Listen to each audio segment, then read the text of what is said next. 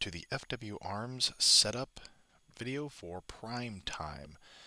First thing we're going to do is make sure that all of your primers are removed from your machine. Let's go ahead and do that. When you get your PrimeTime, it's going to come in a white box like this. You're going to take it out, and there's going to be a couple pieces in there. First, there's going to be the clamp, and there's going to be the cam arm. And then you're going to get a little baggie of hardware. This is going to have your cam roller and spring inside of it. And we'll go ahead and put that to the side. And as you can see here, we're going to use a Dillon tool head to do the setup on. So we want to disassemble everything. You're going to remove the stock Dillon shuttle arm. You won't be needing that.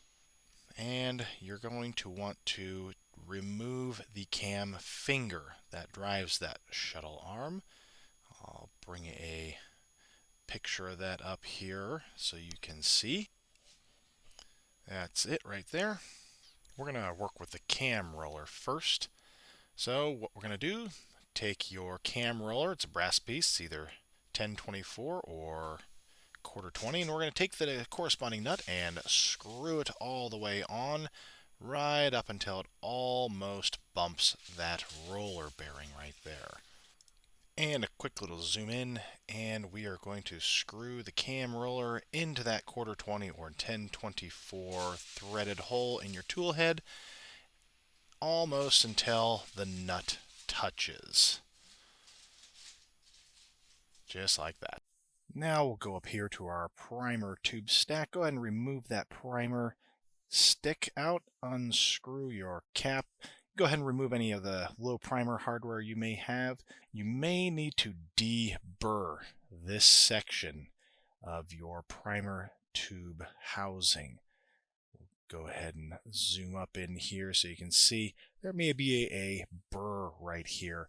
You can take some sandpaper or a file and get that primer tube stack off and go ahead and file that guy. Make sure not to damage your threads, but once we get that burr removed if needed, we can proceed to the next step here. Alright, and now we will take the clamp portion here, and we are going to want to remove this washer and screw real quick. Go ahead and hand unscrew that, take the clamp, and with the two cap screws that you see here, we're going to put those on the left side, and we're going to use a 5/32 to tighten them. So you'll notice that the cap screws are on the left, and we're just going to snug that one up. We're going to take the cam arm, and we are going to zoom in here to the other side and show you kind of how to put that on real quick. And here we are zoomed in. This is the boss that we're going to put the cam arm on. The PrimeTime logo will go to the right side of the machine.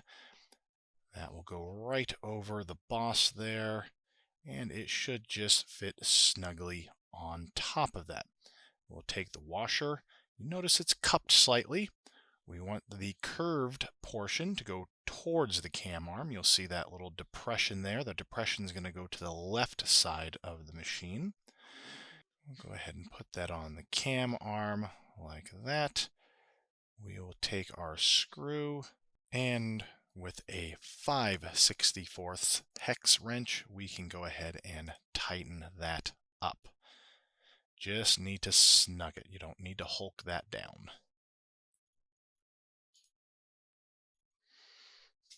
Alright, once we have that washer snugged up, your cam arm should move freely. Now, I want you to take notice here. We're going to engage the roller of your shuttle in between the flat spring here and the rest of the cam arm. Now that spring there is designed to release in the event of a jam coming out. So make sure that we're going to have that engaged fully. And we're going to take our clamp here. This is a spare one that I have, but we want to loosen one or two of the cap screws that you had snugged up previously on the primer housing tube so we can adjust the height of the cam arm. As you can see, we'll just lower that slightly onto the bushing of the shuttle.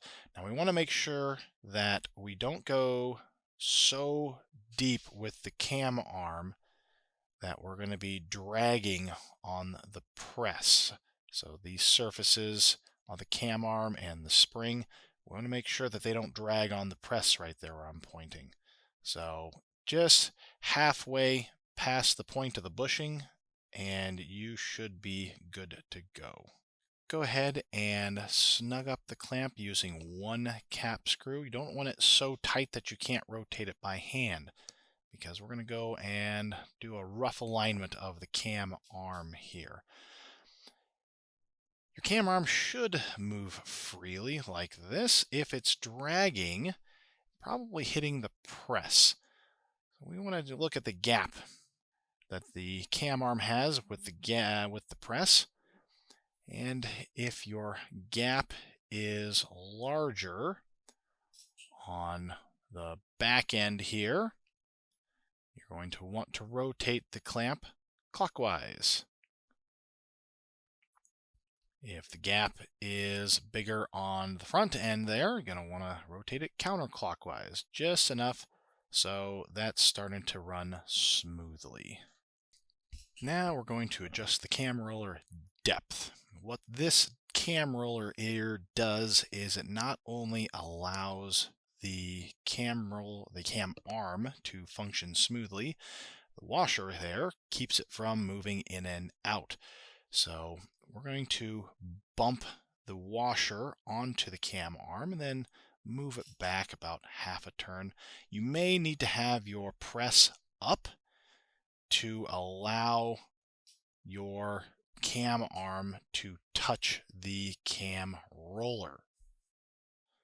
So once you get that adjusted, again, we'll bump it against the cam arm and then we'll unscrew it about half a turn. Now you may need to go and look at your gap between the cam arm and the press that you did in the last step, but that's pretty simple. And now we are actually going to go back to the backside here, and we're going to remove the cam arm now. The height has been set by the clamp, so we don't have to worry about resetting the height, because we need to remove the cam arm to access the nut to snug up the cam roller. So with your 5/64 wrench, go ahead and unscrew everything. Make sure don't lose any of the hardware and get that cam arm off. And once your cam arm is off, you should have an empty space to work to tighten your cam roller here. So we'll go ahead and finger tighten the nut that comes along up against your tool head. And then we can get a wrench, which most of you will have a wrench included in your kit for either a 7/16 for your 1/4-20 or a 10/24 nut-sized wrench. So go ahead and angle your wrench in there so you can snug that nut up, and that should be pretty secure. Go ahead and slip your cam arm back in, put the washer and screw back in, snug that guy up, and let's make sure that the action of the cam arm is still smooth and that your gap is good, as well as making sure that the cam arm is not rubbing on the washer of the cam roller excessively. Everything should be working smoothly. Next, we're going to install the spring. Go ahead and loop one end of the spring over the spring hook, engaging that notch. And I got about an 1/8 inch wrench here to kind of help assist when I pull the other end of the spring over the cap screw that is in the cam arm. Right now, you'll be able to run your tool head up and down manually, just to ensure that the PrimeTime unit is working properly. Now it's time to adjust the primer drop. I have some small rifle primers in there. We're going to take our follow stick. I put a little weight on the top. I'm going to drop it inside the tube. And now we will adjust the unit. Every PrimeTime unit comes with the primer drop adjustment set at the very rear. It's really easy to change. This should be a one-time setup. Go ahead and bring your tool head up. You'll notice that I'm using a CNC shooter's tool head. That's what I like to prime with because I can put the dynamic hold down in as well. What we're going to do is we're going to take a 5/32 hex wrench and we're going to put it in the end of the PrimeTime unit. And we are going to crank counterclockwise, watching the primer stack as we go.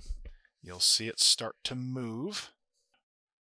It will drop, and we'll back it off just a little bit. And we're going to go in and make sure primers are indeed coming up. And you'll be able to see that primers are indeed coming up when we run manually. So a primer will come up. And we can take a tweezer, get in there, we'll pull that primer out. We can put them back in the tube when we're done here. We're going to run a couple more primers through the unit just to ensure it's picking up primers consistently. Take the next one out with the tweezer as well. Put them to the side. We'll do one more, and that should be a good indicator that we are indeed picking up primers correctly. And that would conclude the video for setting up the FW Arms PrimeTime unit. You can go ahead and manually crank a few rounds through before you throw it into auto drive. Start slow when you go, and if you have any questions, hit me up. We can always make supplemental videos. Thanks for watching.